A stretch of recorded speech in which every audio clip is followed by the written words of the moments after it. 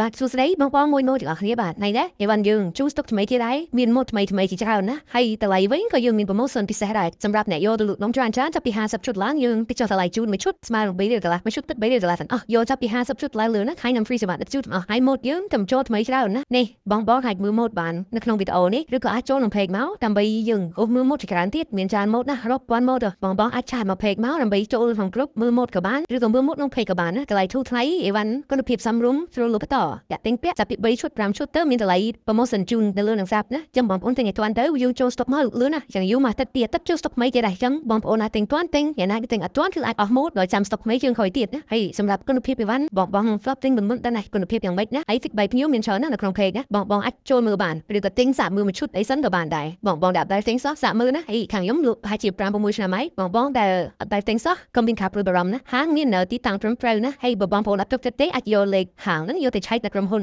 បុនធម្មឬក៏ JNT បានណាថាហាងមានផ្នែកអីវ៉ាន់ជារៀងរាល់ថ្ងៃអត់បាទជាចុងក្រោយក៏សូមអរគុណបងមួយដែលគ្រប់គ្រងរហូតមកសូមអរគុណបាទសួស្តីបងមួយទាំងអស់គ្នាបាទថ្ងៃនេះអីវ៉ាន់យើងជួសទុកថ្មីទៀតហើយមានម៉ូតថ្មីជាច្រើនណាហើយតម្លៃវិញក៏យើងមាន promotion ពិសេសដែរសម្រាប់អ្នកយកទៅលក់នំច្រើនចាប់ពី50ឈុតឡើងយើងតិចចុះតម្លៃជូនមួយឈុតស្មើនឹង3រៀលដុល្លារមួយឈុតទឹក3រៀលដុល្លារទាំងអស់យកចាប់ពី50ឈុតឡើងលើណាហើយនឹង free សម្រាប់អ្នកជូនទាំងអស់ហើយម៉ូតយើងតែចូលថ្មីច្រើនណានេះបងអាចមើលម៉ូតបាននៅក្នុងវីដេអូនេះឬក៏អាចចូលក្នុង page មកដើម្បីយើងអូសមើលម៉ូតជាច្រើនទៀតមានច្រើនម៉ូតណារាប់ពាន់ម៉ូតបងអាចឆាតមក page មកដើម្បីចូលក្នុង group មើលម៉ូតក៏បានឬក៏មើលម៉ូតក្នុង page ក៏បានណាតម្លៃធូរថ្លៃអីវ៉ាន់គុណភាពសមរម្យស្រួលលក់បន្តតាក់ទិញពាក់ចាប់ពី3ឈុត5ឈុតទៅមានតម្លៃ promotion ជូននៅលើនឹងសាប់ណាចឹងបងប្អូនទិញឲ្យទាន់ទៅយើងចូល stock មកលឿនណាចឹងយូរមកទឹកទៀតទឹកចូល stock ថ្មីទៀតដែរចឹងបងប្អូនណាទិញទាន់ទិញយ៉ាងណាគេទិញអត់ទាន់គឺអាចអស់ម៉ូតដោយចាំ stock ថ្មីយើងក្រោយទៀតណាហើយសម្រាប់គុណភាពអីវ៉ាន់បង flop ទិញមិនដែរណាគុណភាពយ៉ាងម៉េចណាហើយ feedback ភ្ញៀវមានច្រើនណាស់នៅក្នុង page ណា